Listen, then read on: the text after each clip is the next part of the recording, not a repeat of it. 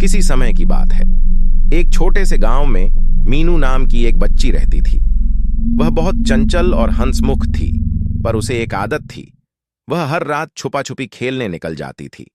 उसकी मां ने उसे कई बार समझाया, रात में बाहर मत जाओ मीनू, रात में भूत प्रेत निकलते हैं। लेकिन मीनू नहीं मानी। एक रात वह अपनी मां की बात को अनसुना कर घर से बाहर निकल गई।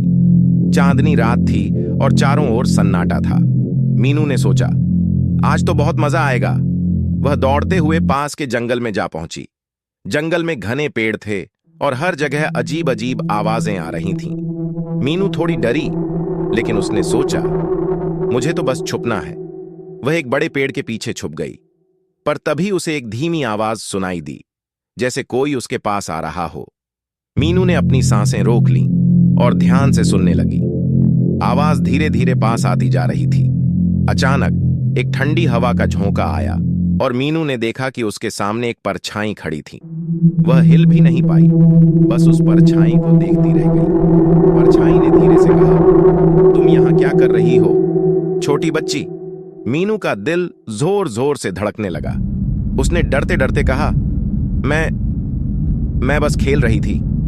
परछाई ने कहा, तुम्हें पता है रात में इस जंगल में कौन कौन आता है? मीनू ने सिर हिला दिया। परछाई ने हंसते हुए कहा, यह जंगल मेरा घर है। मैं यहां रात में घूमता हूं और जो भी मेरी सीमा में आता है वह फिर कभी लौट कर नहीं जाता। मीनू की आंखों में आंसू आ गए। उसने कहा, मुझे माफ कर दो, मैं अब कभी यहां नहीं आऊंगी। परछाई ने उसे ध्यान से देखा, फिर बोली, अगर तुम वादा करो कि अब कभी रात में बाहर नहीं निकलोगी तो मैं तुम्हें छोड़ दूंगा। मीनू ने जल्दी से वादा किया और दौड़कर अपने घर लौट आई।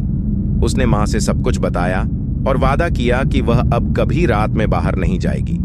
उस दिन के बाद मीनू ने कभी रात में छुपा छुपी नहीं खेली और वह हमेशा याद रखती थी कि कभी कभी जो दिखता नहीं वह सच में होता है।